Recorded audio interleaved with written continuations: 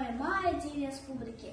В этот день, в 1918 году, была основана Первая Azərbaycanская Demokratik Respublika. 1918 il 28 mayda Azərbaycan Xalq Cumhuriyyəti elan oldu. Bu şərqdə ilk demokratik respublika idi. Bugün biz dövlətçiliyimizin əsasını qoyanları millətlə xatırlayırıq. Руководителем республики стал Мамед Эмин Расулзade. Onun məşhur sözləri bir kere yükselen bayrak bir daha eğilmez. Сегодня мы живем в независимом Азербайджане. Это наша гордость. Biz vətənimizi sevirik və onu qoruyacağıq.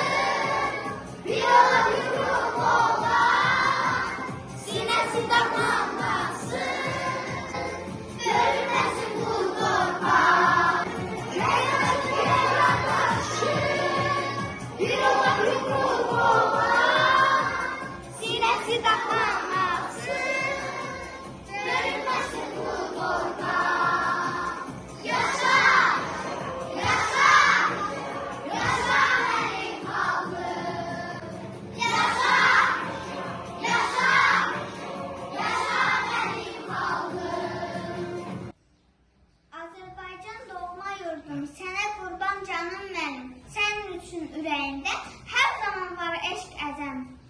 Bir kere yükselen bayrak bir daha seçilmez. Koruyarız, severiz biz. Vətən bize emanet. Азербайджан наш общий дом, мы дружно в нем живем. Пускай растет страна моя, родная, светлая моя.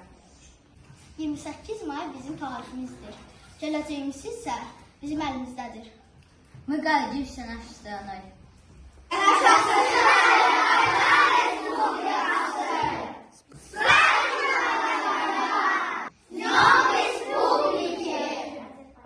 Азербайджан, родная земля, ты в сердце у каждого, где бы ни был я. Тобой восхищаюсь я вновь и вновь. Ты сила, ты гордость, ты наша любовь. Пусть будет над миром всегда тишина, пусть будет счастливо жить детвора. За мир, за отчизну, за каждый рассвет мы шлем тебе, Родина, radosный свет. Azərbaycan mənim evim, qalib gələn egidim. Seni sevir her bürrək, adın çəkiləndə qərək. Qoruyarıq bu torpağı, əmanətdir hər daşı.